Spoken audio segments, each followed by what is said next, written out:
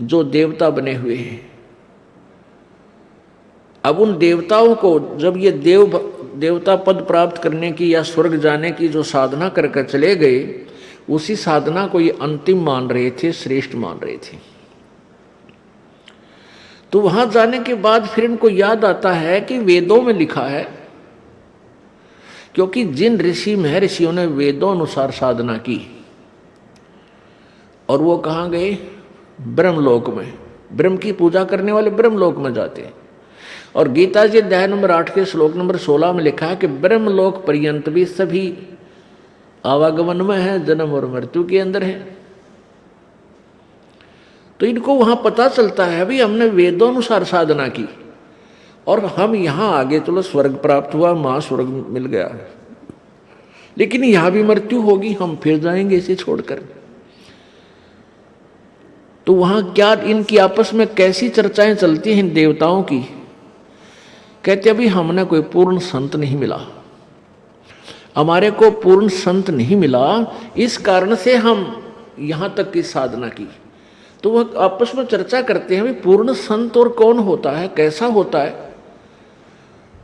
फिर वहां परमात्मा पूर्ण ब्रह्म इनकी आत्मा को झंझोड़ते हैं, इनको याद दिलाते हैं कि तुम पढ़ा करते थे यजुर्वेद अध्याय नंबर 40 के और श्लोक नंबर 10 से लेकर 13 तक। उसमें लिखा है कि वेद ज्ञान देने वाला जो प्रभु है वो कहता है कि वो परमात्मा के, पूर्ण परमात्मा के विषय में यथार्थ जानकारी, वो जन्म लेता है या नहीं लेता है, वो साकार है या निराकार है, उसके विषय में जो जानकारी है वो किसी तत्वदर्शी संतों से पूछो, सुनो।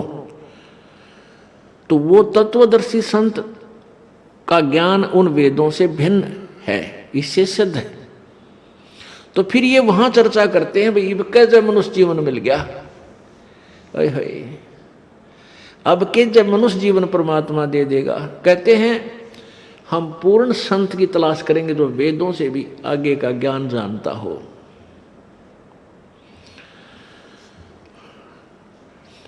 अब परमात्मा अपनी सच्चिदानंद घन की वाणी में 5वें वेद में कहते हैं इस देही को देवालोचे तू नर क्यों उकलाता।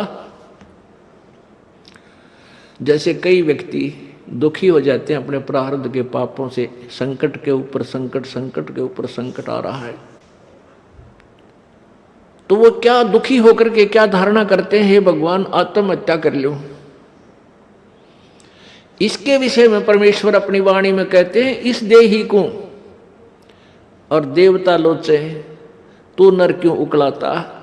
इस मनुष्य शरीर को तो देवता भी तरस रहे हैं जो तुझे प्राप्त हुआ है, और तू इसने क्यों उकलाता है, यानी इसने क्यों छक लिया।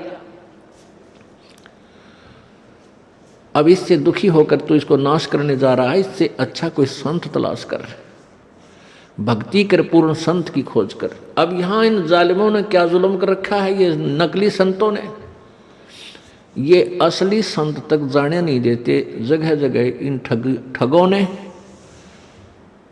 अपनी दुकानें खोल ली,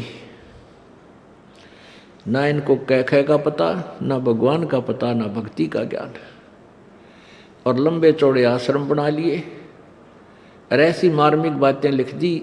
सचखंड की सड़क, ओ तरह का जो सचखंड, सतलोक की सड़क माने सीधा रास्ता, पक्की, जिसमें कोई बाधा ना हो।